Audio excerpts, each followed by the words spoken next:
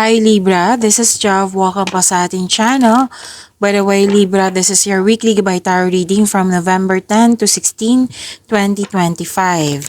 Gamitin ang reading na ito bilang gabay lamang. Kung naka-resonate kayo, comment down. Tandaan Libra, ito ay general reading. Kunin nyo lang po kung ano ang naka-resonate sa'yo. This is for you, Libra.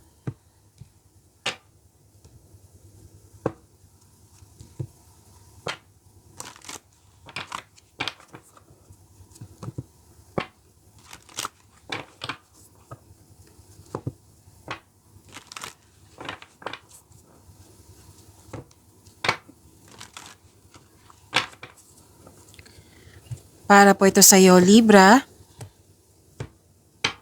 ngayong November 10 to 16, 2025.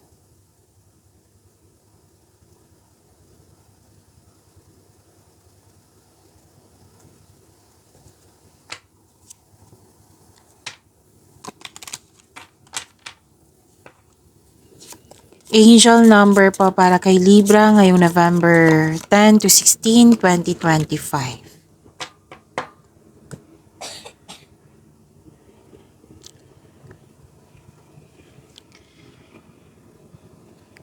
Angel number 911. Sabi po dito, courage. A doorway has opened for you, and while apprehension may be felt, allow your courage to flow in as you put your best foot forward. You're being encouraged to let curiosity lead you and know that the divine has your back. So, the angel number 911 encourage you to move forward. Take action with courage. Huwag kayong mag-alala kasi may gabay, okay? You're divinely guided. Oo. And so, to attract more blessings, let us say the power affirmation. Let us say, I allow courage to prevail as curiosity leads me through new doors. Okay, so this is angel number 911. It is considered as a powerful message about spiritual gifts, and the need to share them with the world to serve a greater purpose. Okay, this is spiritual gifts. This is a time to share your abilities. Nagamitin mo yung mga skills mo and abilities to help others and spiritual awakening.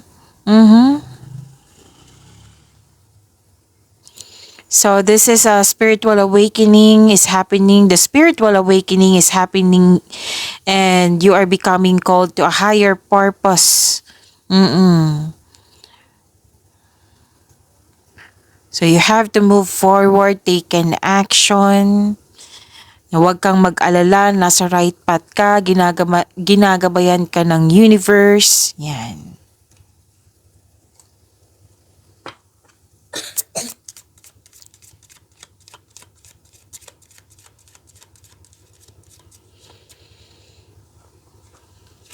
Maraming salamat po sa inyong patuloy na suporta, sa mga nag-donate, sa mga hindi nag-skip ng ads, maraming salamat po. Sa mga hindi pa nag-subscribe, subscribe na po kayo at click bell notification para malaman nyo na may bago tayong video.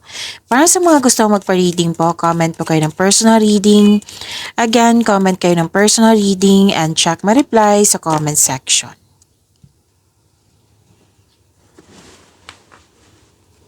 Oh, wow. Okay. Nag-decide ka dito, dalawang card kasi nagsabi dito, Libra, na nag-decide kayo na magkaroon ng healing. Yung pag-move forward. Nag-move forward kayo para magkaroon ng recovery, para magkaroon ng healing. Nilet go mo yung mga negativity, nilet go mo yung mga baggages. Pinalitan mo ng magkaroon ng positive thoughts. Nagkaroon ka ng time for yourself, sa nature, nag-meditate kayo, nag-grounding kayo. Okay. May personal development and spiritual growth. Opo, andito din po. At yung grupo ng tao ay very supportive sa iyo. May nakita rin akong money luck dito, LUCK. Hope and healing.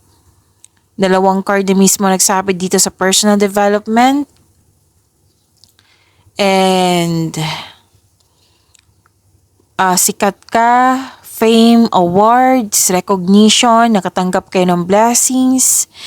Opo, prosperity is yours, cash flow, transaction, growth and expansion. This is richness, success in money. Oo po, may parating na malaking pera po, Libra. So claim nyo po, ang ganda.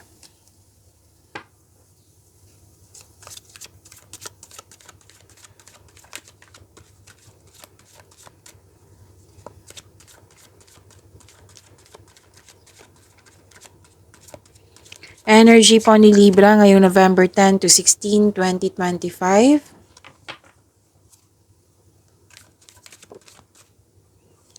Andito po si Angel of Abundance.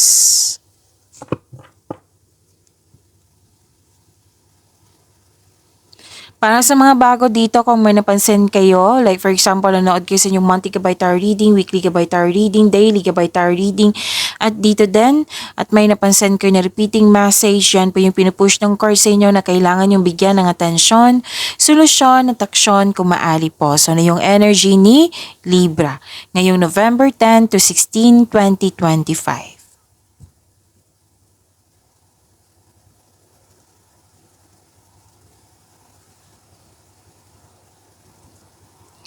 Truth seeking, nanindigan din kayo sa inyong desisyon. Oo, this is a go signal na panahon na para umaksyon kung alam mong nasa tama ka. So this card ay sumisimbolo ng katapangan at confidence, which is lumabas dito yung courage po sa inyong angel number 911. Nag-clarify po. So this card tells you to be careful sa mga ginagawa at pinipiling desisyon. Okay, may advice ang card nyo dito. May may mabilis mag-approach dito. Oo. Remember, this is your energy, pwedeng sa love and romance to, sa career and money, sa personal life. Basta po may energy ng tao na isang tao na mabilis mag-approach. Pwedeng aggressive, pwedeng makulit. Oo. Like for example, kinukulit ka na kung kailan ba yung oo mo, yun, basta makulit na malakas ang energy. Tapos sabi ng card, kung bagong tao to or hindi mo pa siya lubusang kilala, sabi ng yung card, kilalanin mo muna. Yung in-offer niya sa'yo, yung mga sinasabi niya sa'yo, alamin nyo kung totoo po. Okay?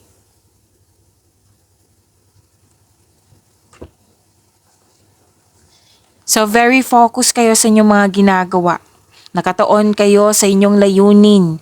Lalo na sa inyong mga ginagawa dyan, sa mga proyekto. Okay?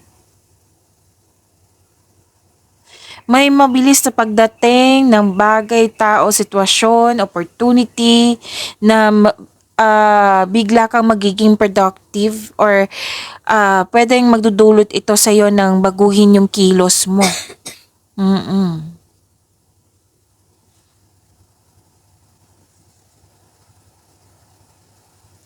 Umiwas po daw kayo sa toxicity. Kasi may dito, parang demanding or bossy. Oo, basta umiwas po daw kayo sa toxicity. Kung wala kayong paraan para umiwas po na hindi siya maiwasan, kumbaga, wag nyo lang tanggapin yung negative energy niya. Kasi, kung tatanggapin mo, maapektuhan kayo. Okay, so umiwas po kayo sa kanya. Alam mo to kung sino to.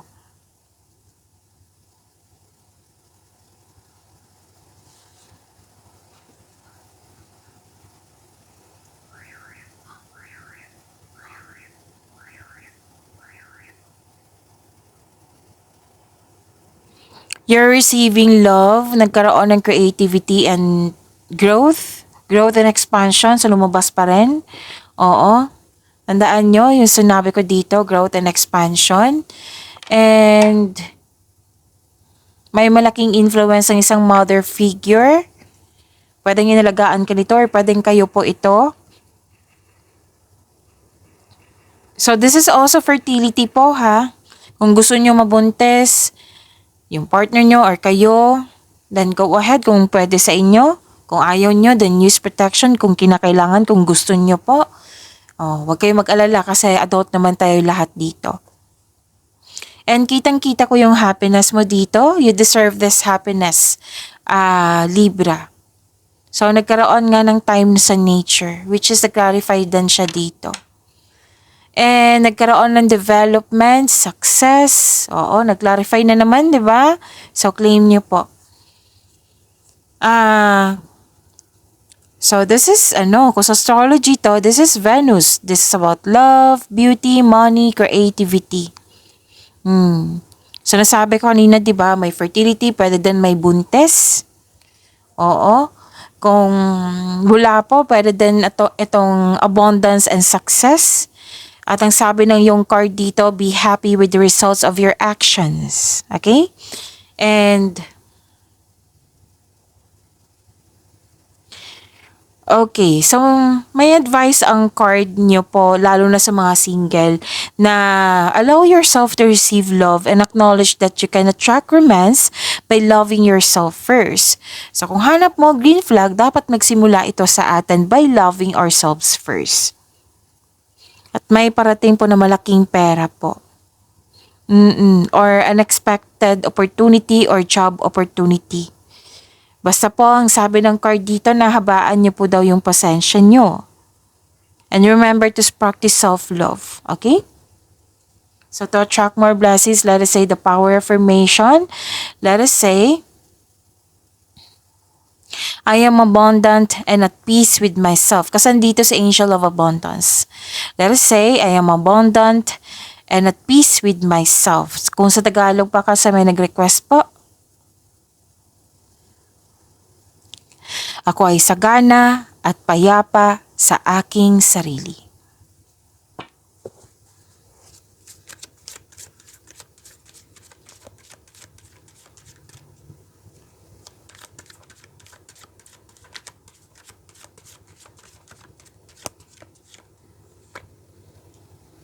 Andito po si Angel of Blessings sa inyong career and money.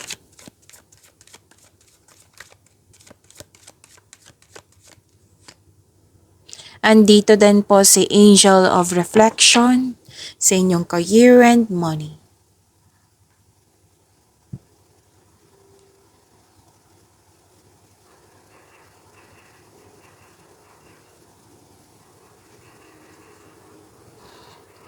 Okay. May malakas ang energy ng mga teacher dito. Mentor, professor, basta nagtuturo po. Coach. You're earning money as a teacher. And this is also means na you're going back to school or pwede mag-self-study kayo. Pero most likely to, pwede nagpa-enroll kayo sa workshop, sa seminar, or di kaya sa school, o mag-take ng board exam, mag-take ng masteral, basta para masunod po yung traditional career path. Or you are moving up to the ladder of success. Okay? So may masusunod. Any kind of tradition ng Pinoy, kung ano man yan, masusunod po. You have divine wisdom, may usapin tungkol sa teacher, student, sa school. You're showing your kindness to everyone.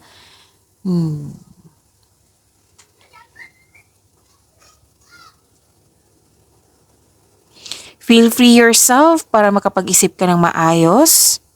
Kung nais mo ng promotion or you're making business investment, okay? Making business investment, hindi mo na kailangan ng pahintulot to move ahead. Mas gusto mo pa nga na magtrabaho, mag-isa rather than in collaboration.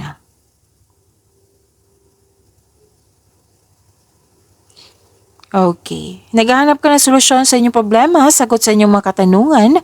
Sabi ng iyong card dito, nasa iyo na yung sagot, nasa iyo na yung solusyon. All life's answers are within you. Gusto niyo magpahinga, gusto niyo mapag-isa. You have divine inspiration, inner truth. This is hard work. Oo, na nagbigay ka ng pasensya, ginagamit mo yung talino mo. To attract more blessings, let us say the power affirmation. Let us say, kasi andito po si Angel of Blessings. Let us say, I will listen to my inner voice, and I trust my angels. I will listen to my inner voice, and I trust my angels. Kung sa Tagalog pa, kasi may nag-request po, pakikinggan ko ang aking panloob na tinig at nagtitiwala ako sa aking mga anghel. Andito po si Angel of Reflection. Lumilikha ako ng puwang upang matuto ng higit patungkol sa aking sarili at sa aking spiritual na landas. I create space to learn more about myself and my spiritual path.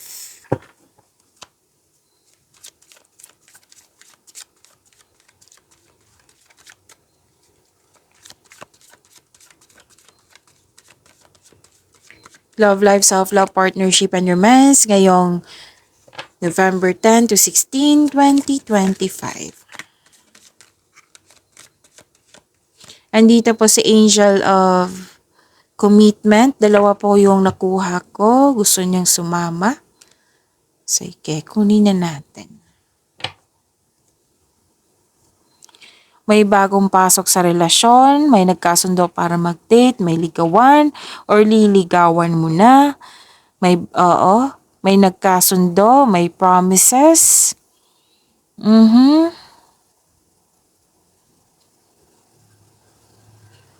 May bagong connection para sa mga single dyan, maaring parating na ito or nasa harap mo na.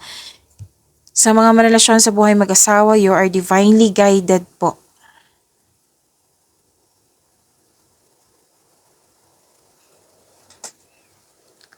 Matibay ang inyong relasyon. Maaring nag-date kayo ngayon after ng masalimuot na di pagkakaunawa ng kahapon. Sa mga single po, handa ka nang pumasok sa buhay ng pag-ibig.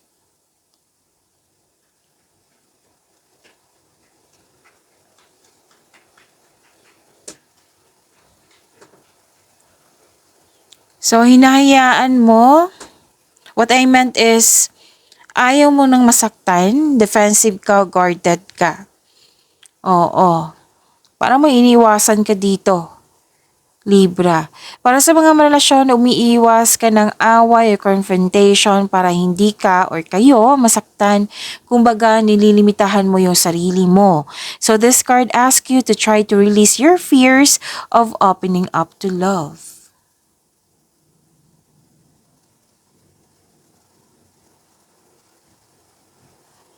Malakas yung intuition. Makinig sa inyong intuition.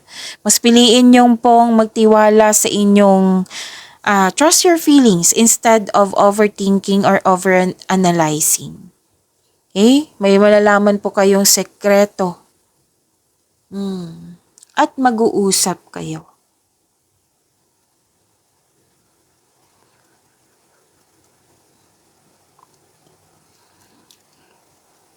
Okay. Nabobother yung mga single dito na gusto mong pumasok sa buhay ng pag-ibig. Pero aminado ka dito na may trauma sa nakaraan. Oo. So sabi ng card dito, let go mo na yung worries. Kailangan ng forgiveness.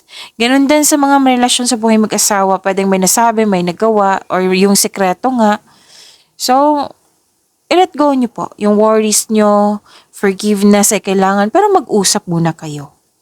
Okay? Mag-usap kayo ng mahinahon. Kung hindi kayo magkakasundo, gawa kayo ng adjustment, then para magkasundo kayo. Okay? Forgiveness, kailangan po ng forgiveness po, kung pwede po. So to attract more blessings, let us say the power affirmation. Kasi andito po si Angel of Commitment. Let us say, I commit without fear to my happiness and well-being. I commit without fear to my happiness and well-being. Kung sa Tagalog pa kasi may nag-request po. Nangako ako ng walang nangako ako ng walang takot sa aking kaligayahan at kapakanan. Pagyamanin niyo po yung blessings sa binigay sa inyo, Libra. See you tomorrow. Maraming salamat po.